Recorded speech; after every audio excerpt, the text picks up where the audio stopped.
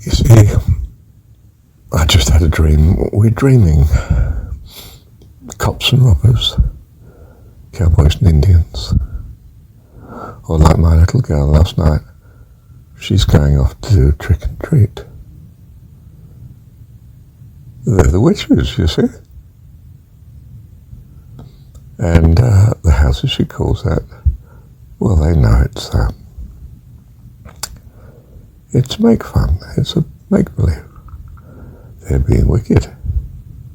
Or mischievous. If we don't give them a bar of chocolate, they'll play a trick on us. Of course they won't, because they come from very good school and very good homes. And someone says to my little girl, are you going to play a trick on us then if we don't give you?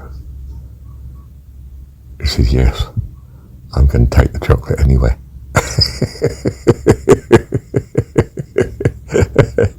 And they don't think, thief, this is disgraceful, I have nothing to do with it. They think, oh, what an adorable little soul. You take what you like, dear. We're playing cops and robbers, cowboys and Indians. We're shooting people and they pretend they're dead. And we learn from it. I mean, they get up again and they carry on playing, and we do it again.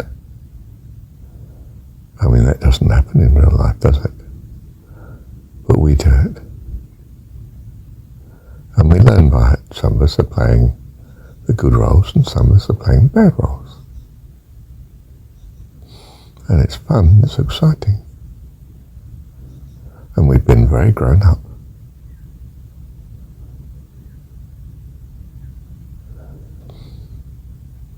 You might not always want to play the role of the baddie, you might want to play the role of the goodie.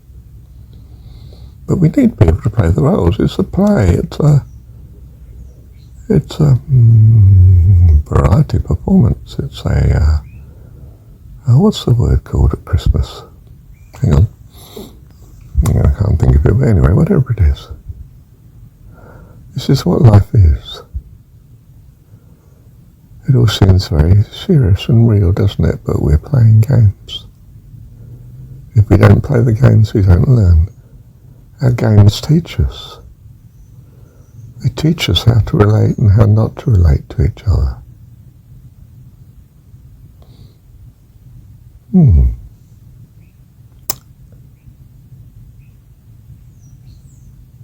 take it too seriously.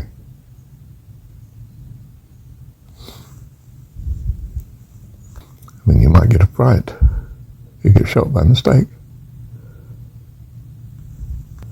But we're not here to get frightened to death. It's the world of the transitory. Everything comes and goes.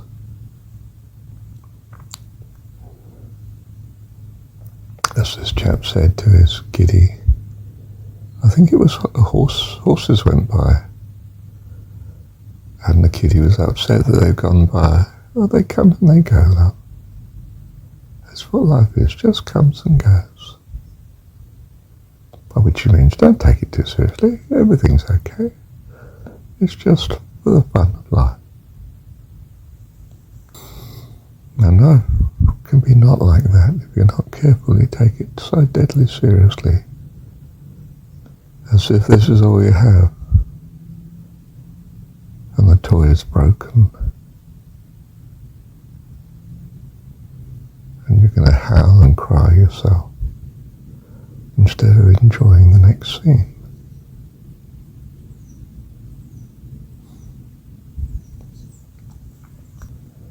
Your Heavenly Father loves you.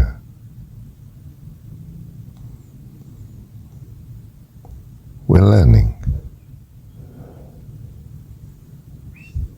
I may feel we're learning the hard way sometimes because it seems so real. Well, it has to seem real or you won't learn. You need to know something about good and evil, such that you love the good and avoid the evil like the plague, so that you have the sort of values and safety habits for life eternal, and you won't ruin heaven when you get there.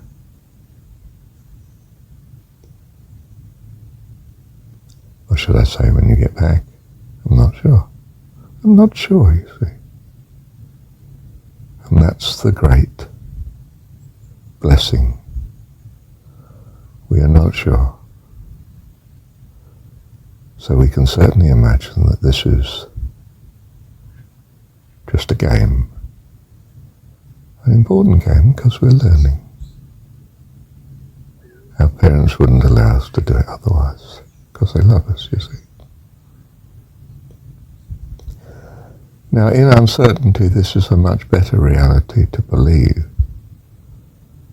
than that you are dead or eternally damned forever and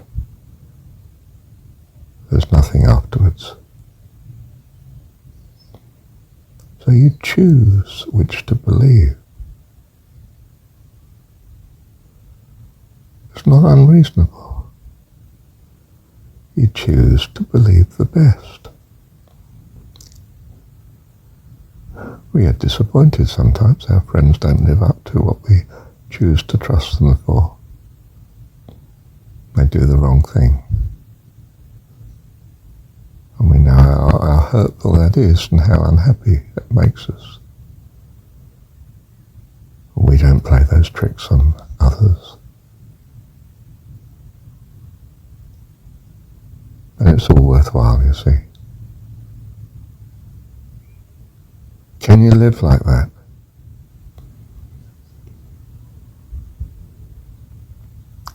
Can you choose to believe the best instead of the worst? Can you choose to trust your friend again to find out whether he will or will not keep his word this time? Jesus' story is, I should give them not, 7 times, but 70 times, or times, or whatever it is, a great number. Unlimited number, there is the argument.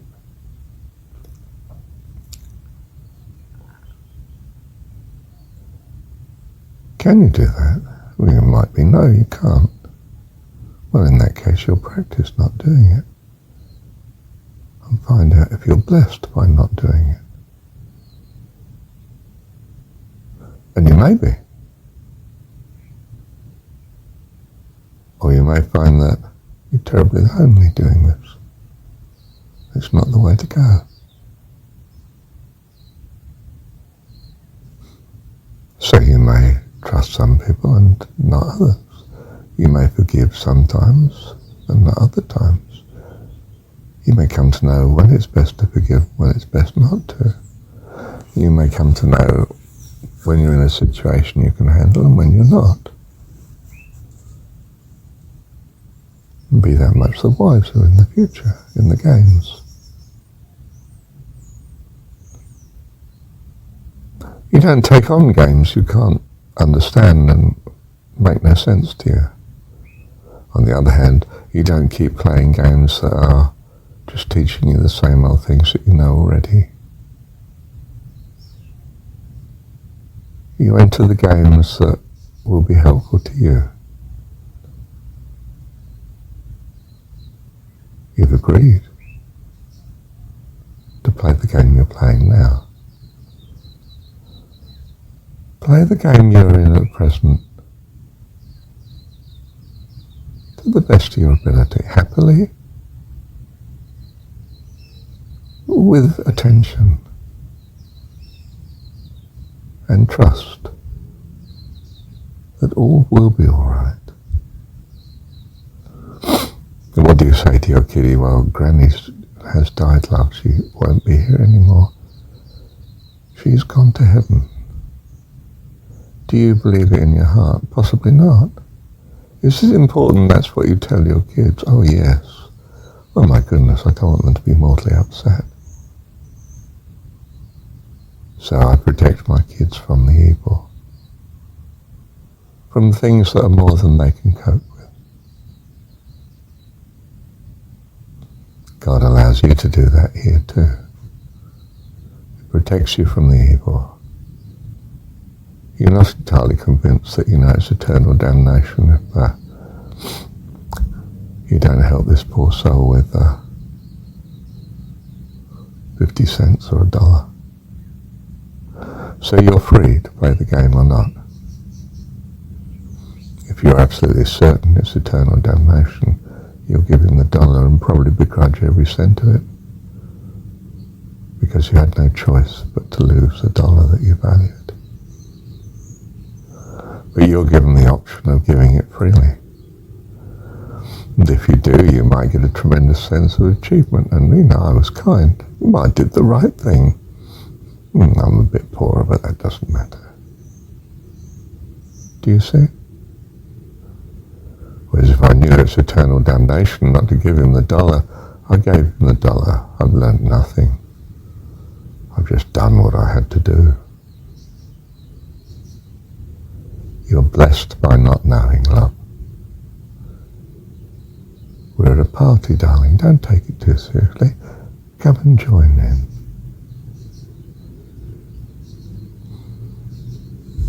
It's what my ex-wife would like to tell me about trick and treat. My little girl. She's going to take my little girl off to, and she did, get something to wear or something for trick and treat night. And I'm saying, I don't agree with trick and treat. I'm not supporting this. Oh, if you want to do it, well, you get on with it. It's not what I would do for her. So they do get on with it. They enjoy going to buy whatever it was. And then she drops her off at the family that are going to organise it, and the girls go out and do trick and treat for a few hours, and they meet lots of nice adults who are very kind, because they love children, they want to bless children. And they don't care whether this is a witch's night or whatever it is a good excuse to show how kind you can be to kids. Give them bar chocolate. And they have a lovely time.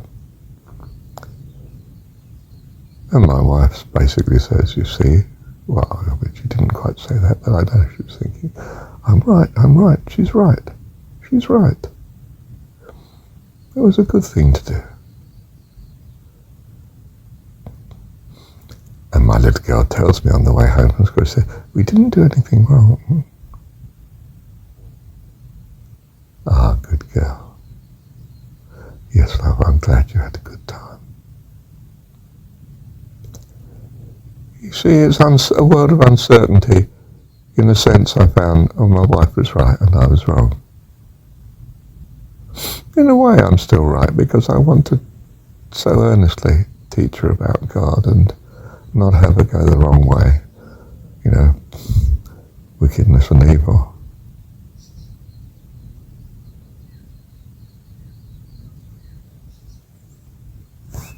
Well, if they're not allowed to do something, they won't find out if they should or shouldn't do it. She found out, and I found out I'm wrong, that she should do this. I could be proved right in a very long time in that, she has a leaning towards black magic witchcraft or something. I don't think that's likely, not from just this. But there are things I should guard against. Some of the media she could come into contact with could be very harmful, I think. And both her mum and I do all we can to try and avoid this in her life, because it might just be damaging, too damaging. God may have it otherwise. Her Heavenly Father may know better must know better presumably than both of us, and he may have her go down roads of hardship, even addiction and so on, that are catastrophic. And she needs to find out they're catastrophic in eternity. I hope to goodness she doesn't need these lessons, of course. despite all our efforts, I'm going to very much have to trust God then. Because I can't trust in the catastrophe any other way. Am I foolish to then trust? I don't think so. Keeps my sanity and my happiness in living. Else I would despair. And what possible blessing is that? Well, if I do despair and it is a blessing, I'm only going to find out in heaven if it results in, our killing ourselves over it. Dying of despair. So I'm going to avoid that if I can. So it makes good sense to think the best when you're in uncertainty. Not be reckless and foolish. But don't not think the best when you've no option, but to think the best or the worst. And you can't do anything about the worst. Granny has died after all. You can't do much about that. And the odd person might have the power of resurrecting, but most of us don't have. And you're going to have to live with Granny having died, and the kids too, one way or another. You're going to let it really screw up your welfare and happiness for the next 20 years? Or are you going to hope and trust that Granny's gone to heaven? I think I'm going to choose the latter. What are you going to do? Bless you. Thank you, Dad. Give you an example. During the Second World War, the bombing of London, the Blitz, and Churchill's in London, of course, and he's got kids around him. I'm not sure. I think they're his grandkids or something. I can't remember. But he says, "Come along, dear. Let's go up top and see the fireworks." So they go up where they can see part of London being bombed.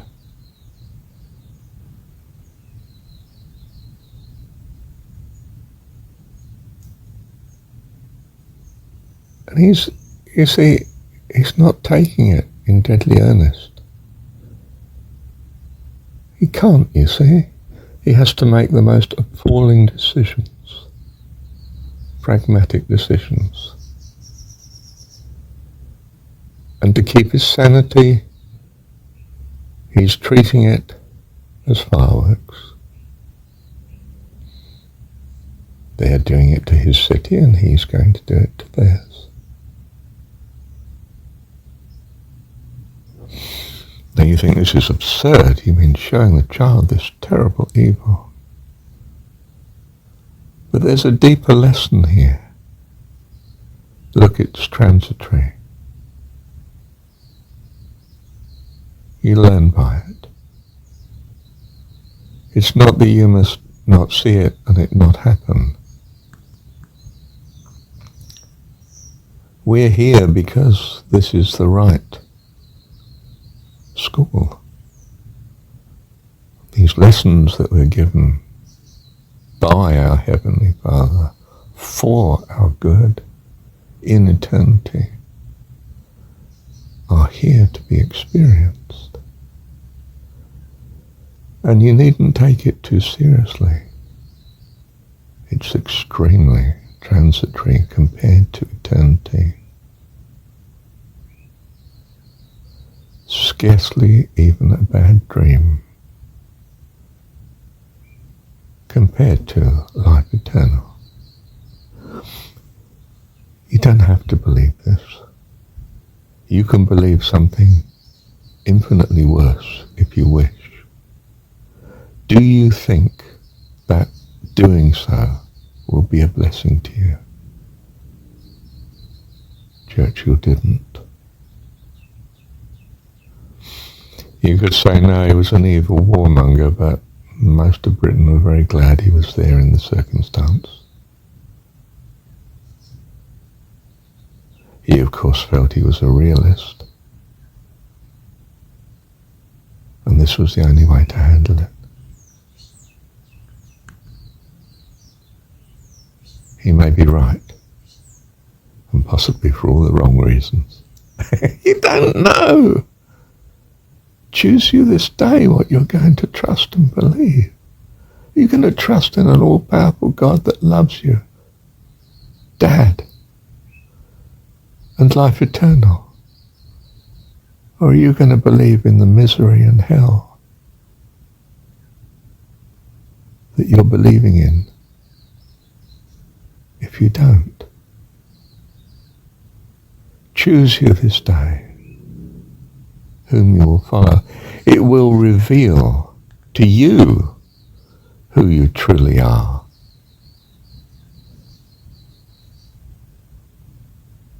Don't you want to be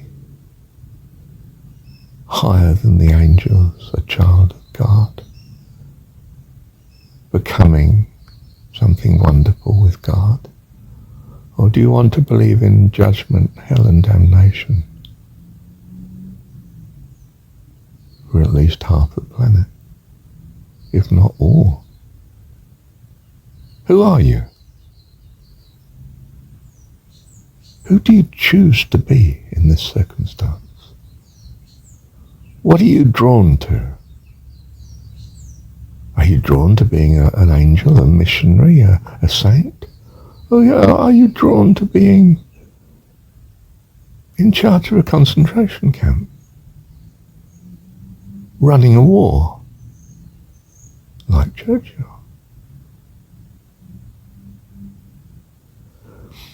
Am I saying you should do it with all your heart?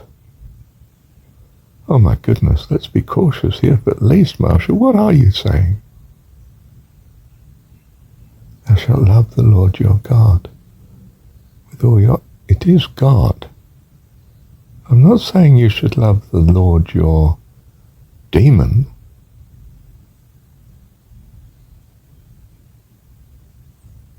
Be reasonable. But I am saying you should love your God.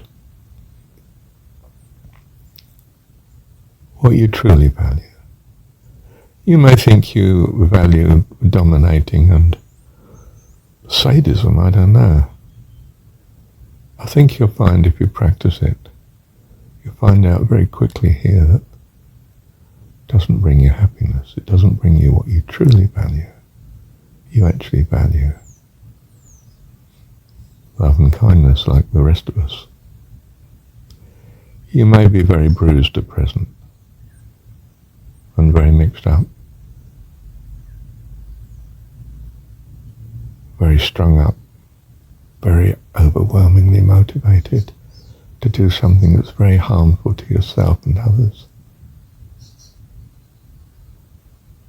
But with a bit of practice, my goodness, you'll soon realize this is not to be continued, and that your true values are for love, joy, peace, happiness, patience, goodness, blessing, all that is good.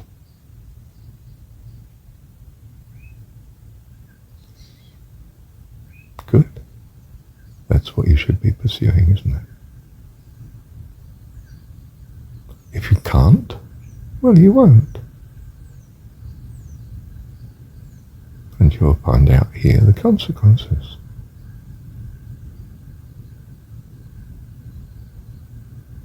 Which may be awful. So choose you this day whom you will serve. Choose wisely and carefully, according to what you surmise your values truly are. I suspect you value integrity. You can't do much with a heap of sand and nothing else. I suspect you value people keeping their word. You're much the poorer in a world where they don't do this. It's pretty obvious you're going to enjoy a place where everyone loves you and is kind towards you, much more than a world in which everybody hates everybody else. It doesn't take a master logician to come up with these choice correct choices or correct insight to see what you value. You value kindness, honesty, goodness, peace, joy. We're all rather similar in that regard. We value fellowship, support, loveliness, beauty, harmony. This is no revelation of truth. You could have told me this.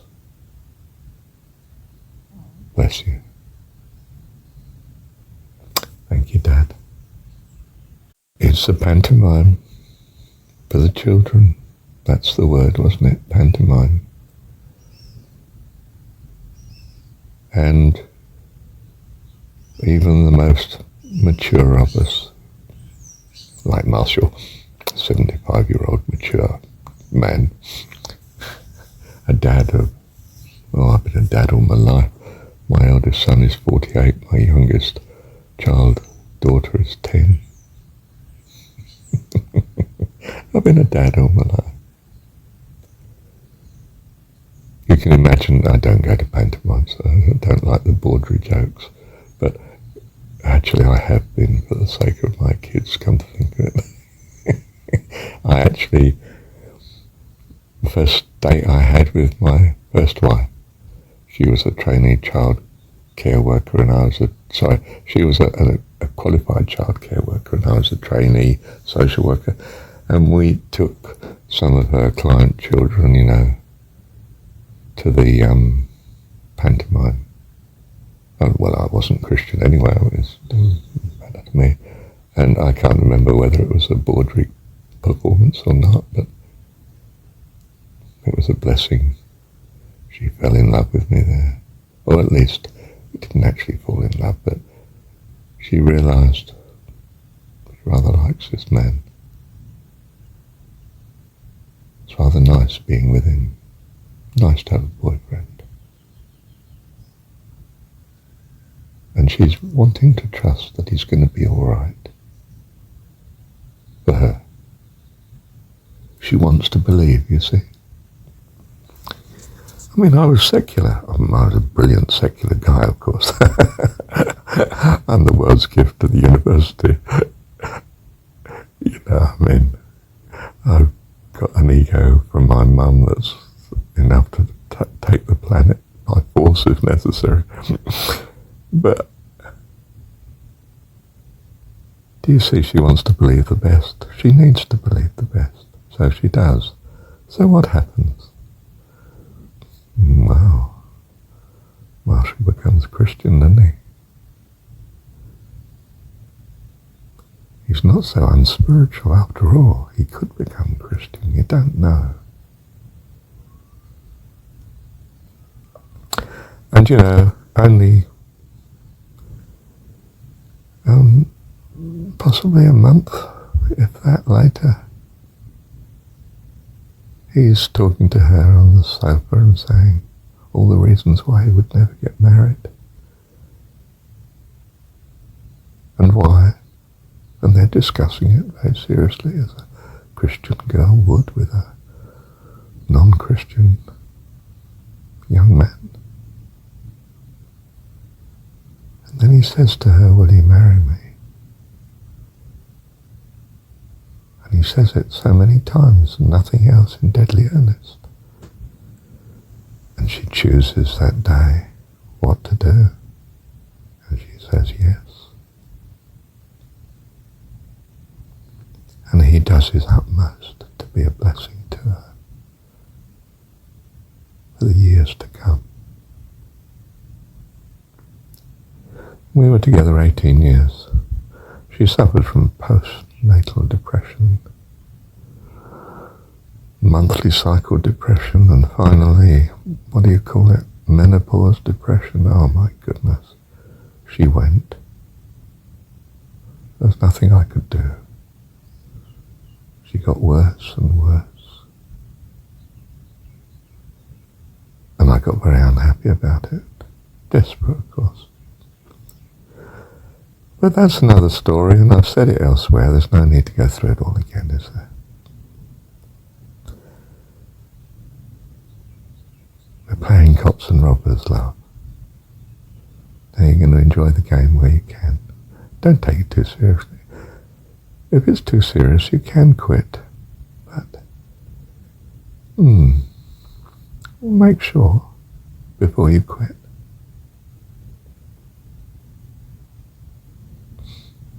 Trust in the Lord with all thine heart, and lean not unto thine own understanding. In all thy ways acknowledge him, and he will direct thy paths. For he will keep him in perfect peace, whose mind is stayed on thee, because he trusteth in thee, Lord.